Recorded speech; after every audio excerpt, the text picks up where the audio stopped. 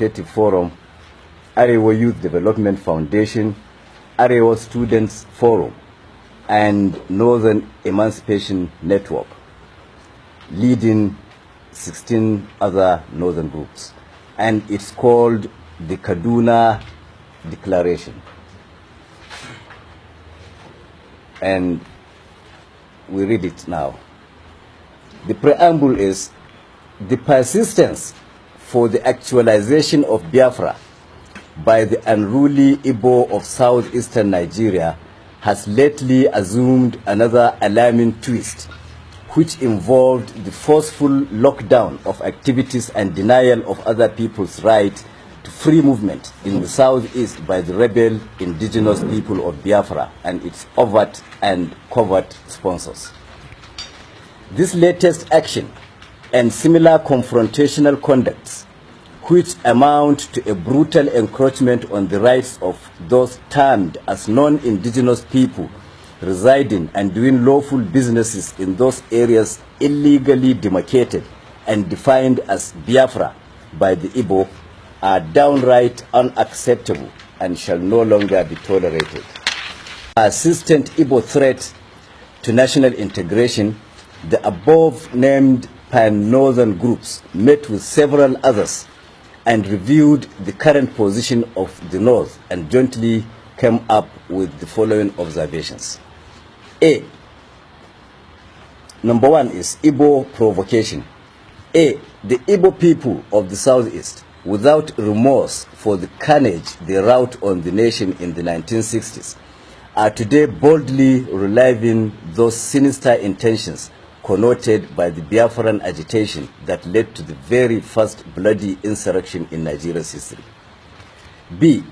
Emboldened by the apparent indifference of the Nigerian authorities, the Igbo secessionist tendency is widening in scope and action at every stage, with adverse effects on the law-abiding people of other regions residing in or passing through the East, while the Igbo leaders and elders, by their utterances and direct action or inaction, appear to support and encourage it. This is happening irrespective of the undisputable fact that, one, the Igbos have done and are doing more damage to our collective nationhood than any other ethnic group, being responsible for the first violent interference with democracy in Nigeria, resulting in a prolonged counterproductive chain of military dictatorship. Two, the Igbos similarly orchestrated the first and so far the only civil war in Nigeria that consumed millions of lives and sowed the seed of the current mutual suspicion and distrust. Three, the Igbos are also responsible for Nigeria's cultural and moral degeneracy, with their notorious involvement in all kinds of crimes, including international networking for drug and human trafficking, violent robberies and kidnappings, high-profile prostitution, and advanced financial fraud. 4. At the peak of the devastating Boko Haram violence in some parts of the north, available records show that the Igbo people have variously been apprehended while attempting to convey caches of dangerous arms and ammunition to the troubled regions. 5. There are today sufficient reasons to suspect that some Igbos masquerade as Fulani herdsmen to commit violent atrocities across the country in order to cause and spread ethnic disaffection. 6. It is also on record that since the inception of the current democratic dispensation, the Igbos have shown and maintained open contempt and resentment for the collective decision expressed by majority of Nigerians at various stages via generally acceptable democratic processes. Then there is the factor of the docile northern response. A.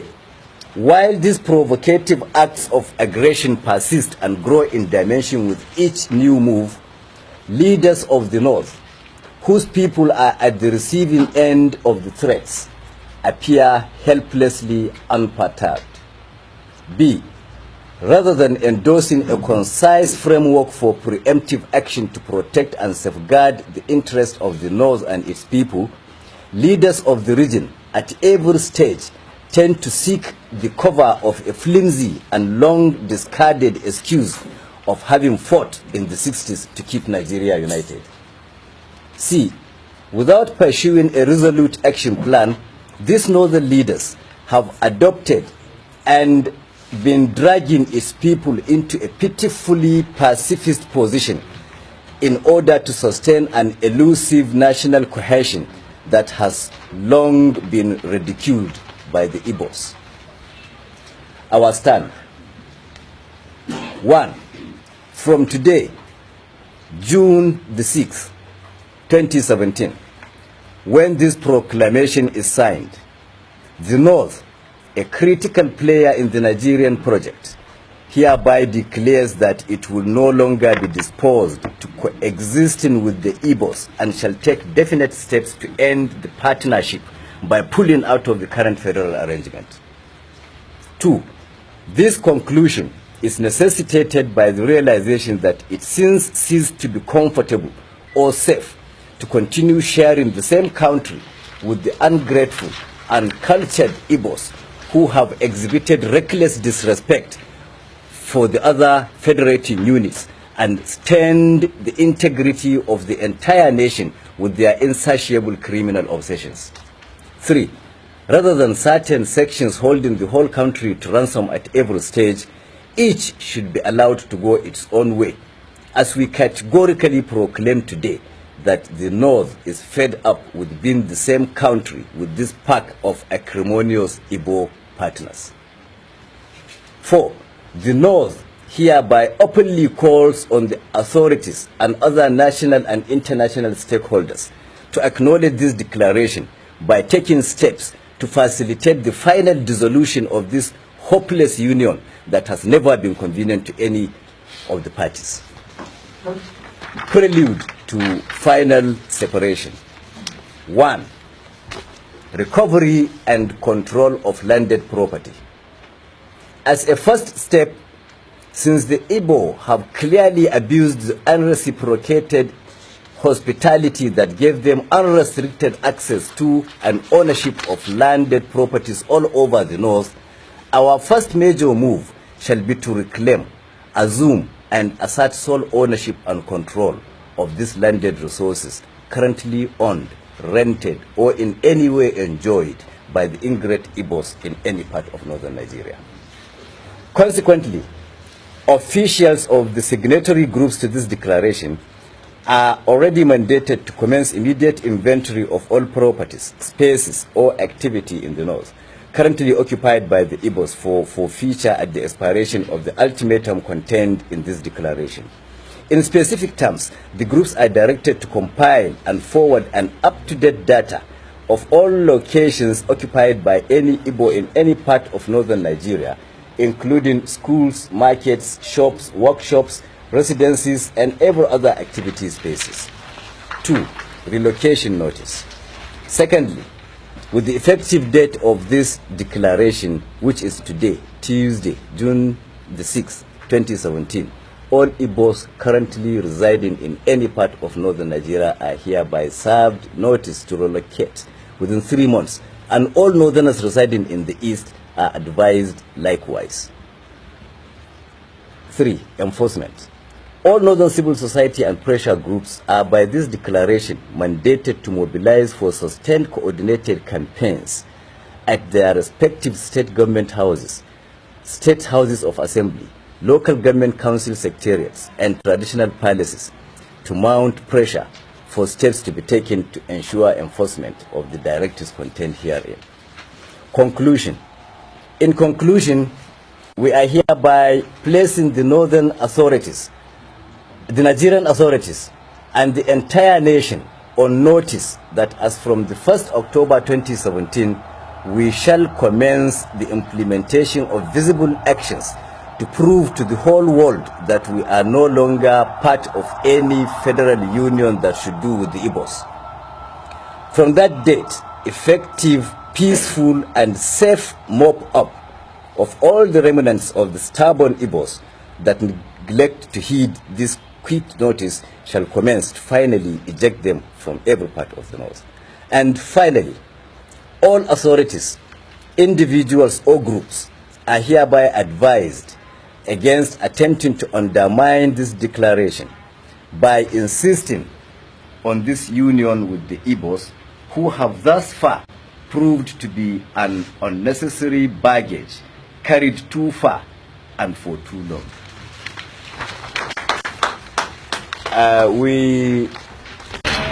His Excellency Ambassador Kitima Yarima and the Hausa services.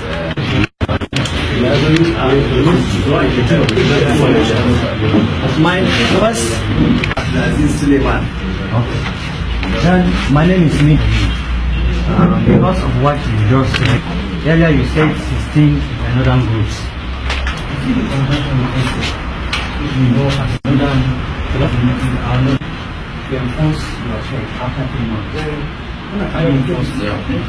Everybody must be at the high table. We have others, even continue introducing again, maybe that will satisfy you.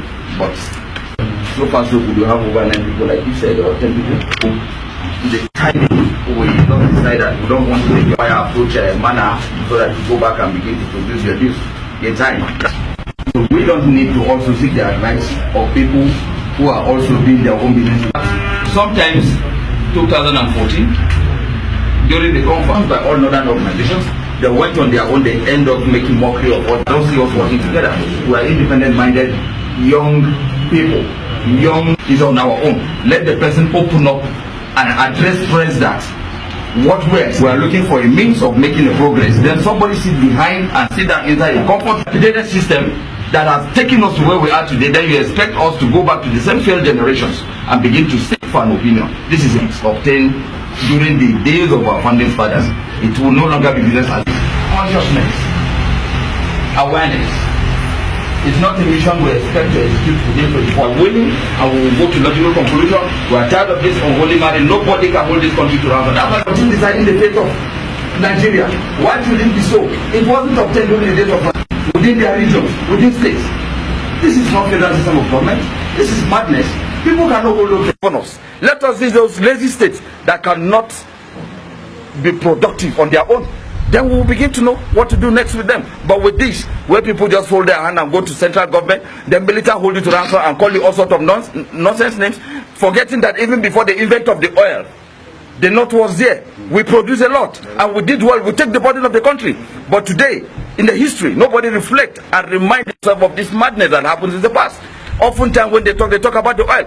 We cannot continue. It's a burden together, staying together. We are also saying we are not begging anybody to remain as part of the country.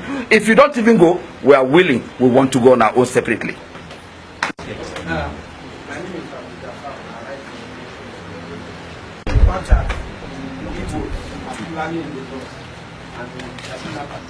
How do you go about when they are fully okay. Yeah, I find it interesting. Is that not criminal? I did not visiting wine industry. To also come up with an addendum. I was Razak, Abdul. In terms of support, Abdul Jafar, you are talking. Take your property, whatever you own, back to where you come from. And we are also saying to our own brothers over there to not of our dreams. That's just the language. Yes, that is over the place. Yet they are not grateful. We have at every point they say we are